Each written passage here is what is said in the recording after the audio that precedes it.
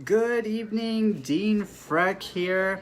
Have you ever set a goal or a target, and you're committed to making your dream, to making that goal happen, but you're having trouble getting focused on your goal? Well, stick with me tonight, and I'm going to share you 5 tips that I've recently implemented to get myself focused on my goals, both personally, both my personal project as well as with work, my full-time job. So if this video has been forwarded or shared with you, my name is Dean. The gray and white cat's name is Bandit.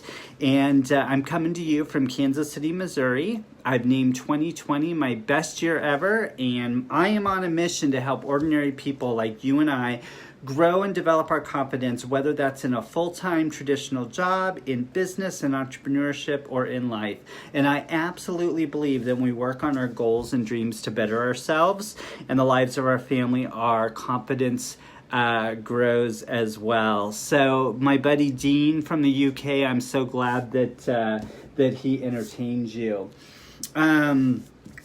So anyway, I shared last week that I've started an exciting new side project, and my energy is high, things are going great, but I have to admit the first couple of weeks my focus was just a little bit off, and it was like, oh, what do I do today? What do I need to be doing the next day? I felt myself distracted at work. Things like that. So here are the 5 things that I've kind of done recently just to get my focus back, and it's helped both at work and in my side project. So first of all, write out your goals. So I got this from Grant Cardone and the 10X, what's the name of his book? The 10X Rule. Which is to write out your, wild, crazy goals. And, if it doesn't, basically he says what I've heard for a long time, that if your goal doesn't make you a little bit sick to your stomach, that it's not big enough. So that was my first step. I did that about a month ago. And let's see, there's 11 of them, and I've got them posted. I printed out on a piece of paper, and they're posted on the bulletin board here in the office. Now, which brings me, and then another thing that I did is I took my July goal for my business, for my personal project. I wrote my July goal in, not Sharpie, dry erase board marker on all of the mirrors in the house. And so, every bathroom, the full-length mirror, the only mirror I didn't write it on is the one in the living room, okay? I gotta set some boundaries somewhere, right? But anyway, so write out your goals. Step number 2 is planning the night before or the day before. So what was happening is, I was just kind of distracted at work because I was thinking, okay, on my lunchtime, I need to do this, this, and this. Oh, and I can't forget to do that, and blah, blah, blah, blah, blah. And so, so what I've done is I now do that either the night before or in my early morning time before I go to work. I figure out what I need to work on for the day, and then, prioritize for that 30-minute lunchtime that I have every day. And then that way, when I'm at work and focusing on work, I can focus on what I need to be for work. All right, step number 3 is to clean up your office or your... Thanks, Amy. I am really trying to stay focused here. And thank you, Dean. He really is affectionate. Step number 3, though, is to clean up your office and your workspace. So I don't know if you saw the picture I posted over the weekend, but I have this 8 cubby hole shelf that I bought at Costco about a year and a half ago. And it's really cool, except for the fabric bins that it came with. Fabric bins that it came with just they work better for toys and stuff like that rather than, office things. So all I did was I Googled or I searched on YouTube how to organize using, a 13 by 13 by 13 bin.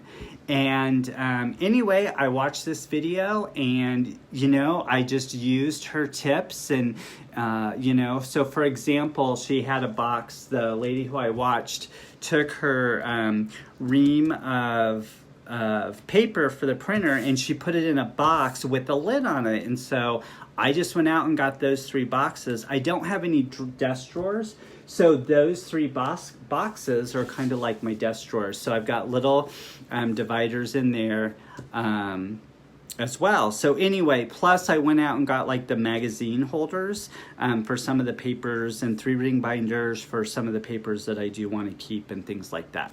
So then because of that exercise over the weekend, then I was able to go into work today and go, okay, with what I have to work with at work, because at home you can go buy what you need, but you can't always do that at your job. But I figured out how to get my piles of stuff organized at work today too, based on that exercise over the weekend. All right, so step 3 is to clean up your office or your workplace. And yes, my friend Amy says to declutter. So step 4 is to clean up other areas of your house and other areas of your environment. And so slowly doing that. Now that I have the office proper taken care of, I'm going to work on the closet in the office, and I'm going to get rid of a lot of things. And then I got to work on the spare bedroom that ends up kind of being my catch-all room. And so step 4 then is to clean out your emails and your Facebook notifications and your social media notifications and your phone. So I have just started turning off notifications on all the different apps. The Slim Chickens app. Slim Chickens is a restaurant around here. I don't know how widespread it is, but they're constantly sending me things. And the thing is that we won't go there based on them sending me a notification. We go there because we haven't been there in a while and they're near the Costco. And so that's how we decide to go there, not because they're sending us something. So I just shut the notifications off. I've also unsubscribed from a lot of the email lists that I ended up being on. Because the thing is that even the shopping stuff, again, very rarely am I going to make a buying decision. And this is just to me. I know not everyone is this, but for me and the shopping emails, I very rarely make a decision based on a sale. What happens is I make a decision to buy and then I go seek the sales. And so I've gotten rid of a lot of those. And then I sign up for free little handouts. A lot of the stuff that I've shared here. And so I continue to get their emails. And so anyway, I've been cleaning and purging that. 1 week, so I deleted my emails down to 0, and in 1 week I got over 1,000 emails, and that's when I started the purge on the emails, as well as then the Facebook notifications on the phone and other notifications from other apps on the phone. All right, so there you go. Here are the 5 ways that's really helped me get focused, laser focused on a goal. There is Nigel, the black cat, making his appearance as well. But here they are again. Number 1, write out your wild goals. Make them big. If they don't make you a little bit sick, they're not big enough. Number 2, plan the night before or, early in the morning before anything else gets going. Clean up your office and your workspace. Clean up other areas of your environment.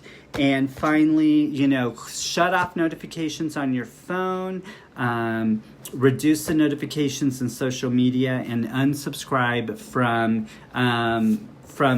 the tons of emails that you've subscribed to for whatever reason. Keep the important ones, but unsubscribe from the stuff that doesn't work for you anymore. So there you go. If you want these tips from me, if you want more tips from me, I have my handout. 5 easy steps that your boss doesn't want you to know about following your dream. Message me and I'll send it to you. Thanks so much again for watching and commenting. Dean and Terry looked like she jumped on, and Joanna, and my friend Amy. So anyway, you guys make it a great week.